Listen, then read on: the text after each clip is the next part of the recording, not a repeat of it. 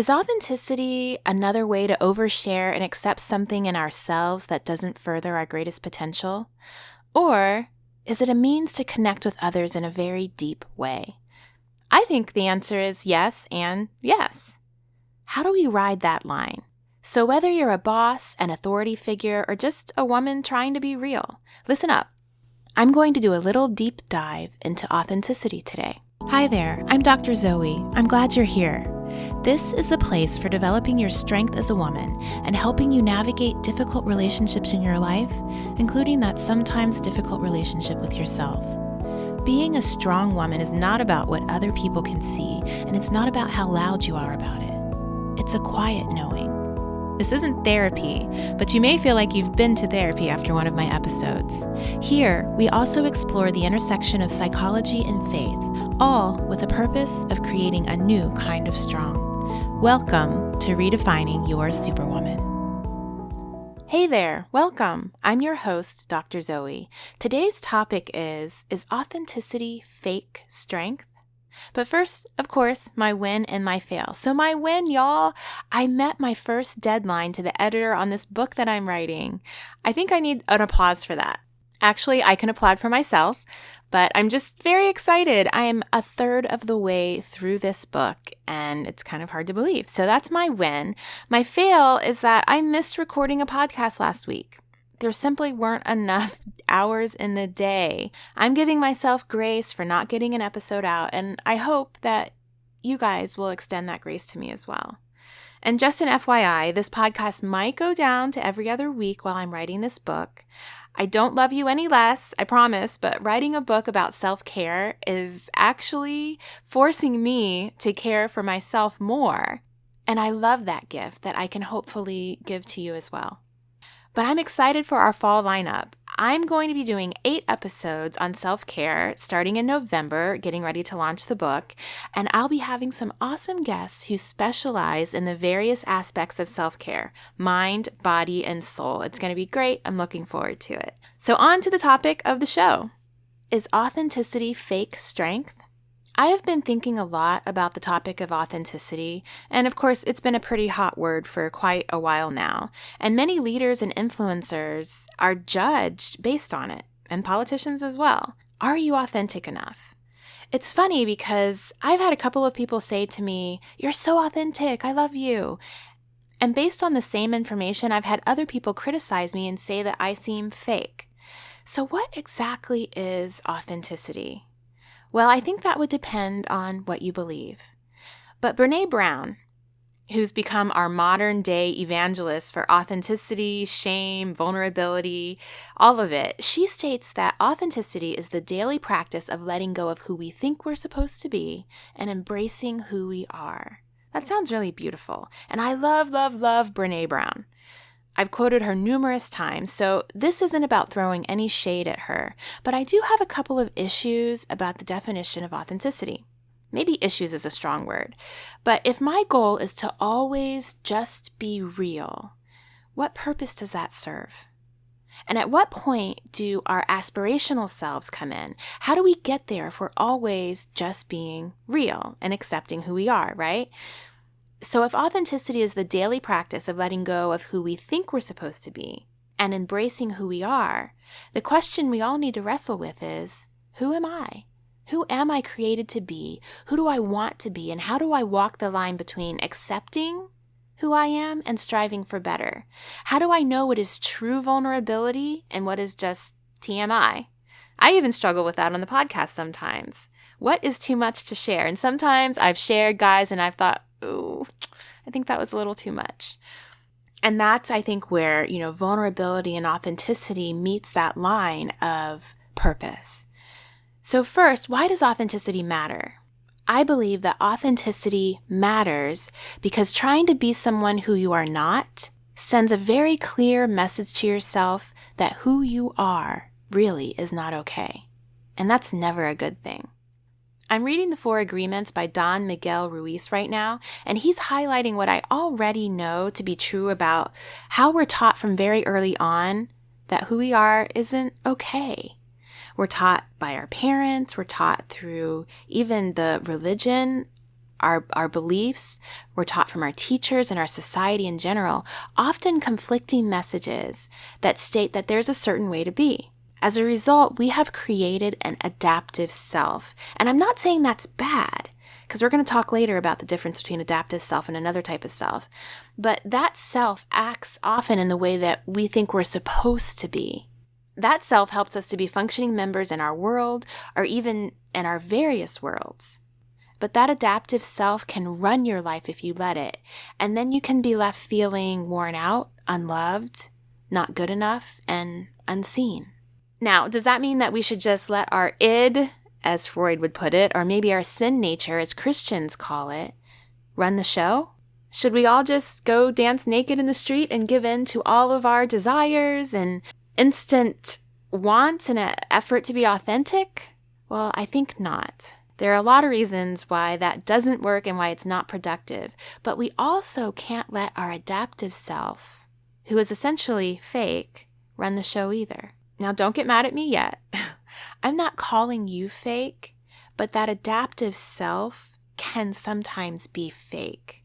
I think being truly authentic takes a level of wisdom and deep understanding that many people never attain.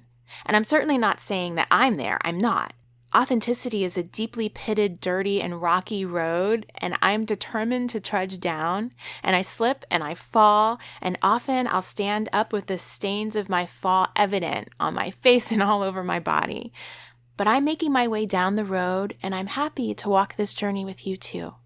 I think that in order to discover your authentic self, you need to understand why you believe what you believe.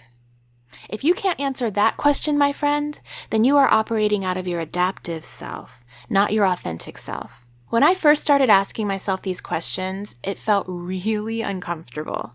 I've been taught as a child, just like you probably have, that certain things are true in the world and that for the most part you don't question them, especially when it comes to patriotism or religion or deeply held beliefs. But to not question or even fully understand or decide for yourself that you believe in something is operating from your adaptive self. So first, ask yourself, what do I know to be true? What do I believe about myself, the world, God? And more importantly, why? You need to understand why you believe what you believe. And believe me, this is not a 15-minute exercise. It can be a long journey of learning and understanding, and I invite you to start this journey today. Next, you have to line up your life with your priorities. And I will be the first to say that I struggle with this one every single day. My actions are not always in line with what I say and feel that I believe. I have to challenge myself on the daily with this one. And sometimes I can even watch my actions as a means of understanding what I believe. Other times I just have to challenge my actions, especially when I know that they're wrong. T.K. Davis talks about facilitating a conversation with your adaptive self and your authentic self, where you actually take some time and allow your authentic self to have a healthy conversation with your adaptive self. Keep listening, I know. Consider thanking your adaptive self for the ways that she's had to show up in order to survive in her world, and ask her where she feels she has to keep showing up now and why. Ask her how she can let go of the shoulds and allow your authentic self to show up more. Then there's your aspirational self. I wrote my working definition of a strong woman. I think I talked about it on the podcast a couple of weeks ago. That definition is my aspirational self. I actually try to live up to her. When I'm expressing her, I'm not expressing my adaptive self. That's the part of me that may feel that I'm not good enough, that wants to live up to society's standards of who I should be. I'm expressing my aspirational self. Is that authentic? Well, yes. She isn't truly who I am at all times. She isn't truly who I am at all times, but she is who I am intending to be. She's my authentic, aspirational self. The moments in my life that I embody her, although sometimes fleeting, are the moments when I am living up to my full potential, my authentic self.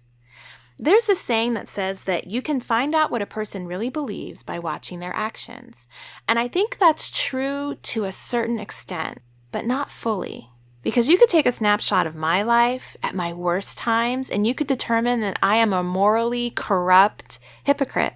But that's not fully who I am. It's not even mostly who I am. And it certainly isn't what I believe to be my aspirational self.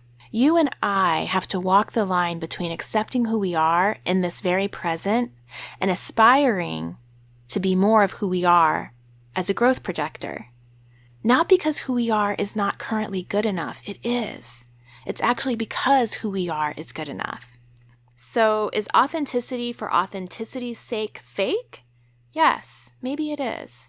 As I strive to be authentic, I have some battles. The truth is that I don't tell you guys everything about my life. You see a snapshot of what I choose to share with you. Now, when I do share with you, I strive to share the truth as I know it, but I don't always share everything. And even as I'm writing my memoir, I struggle with what to share and why.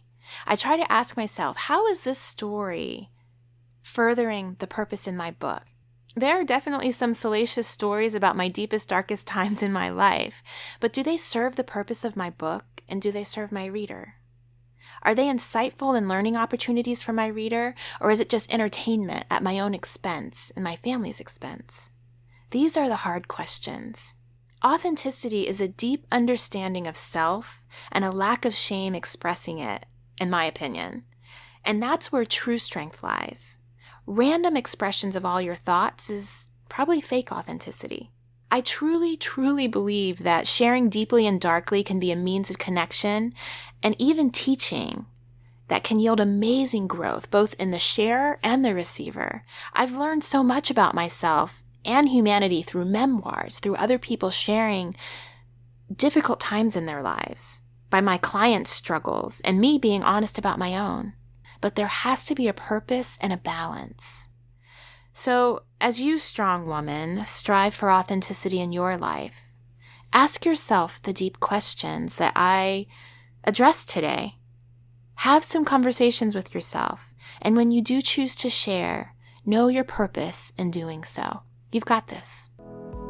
Thank you for listening to the Dr. Zoe Show, Redefining Your Superwoman. New shows go up every Tuesday. Subscribe so you don't miss an episode. And text the word STRONG to 38470 to get my weekly encouragement. I look forward to connecting with you amazing women on social media throughout the week. Have a super week.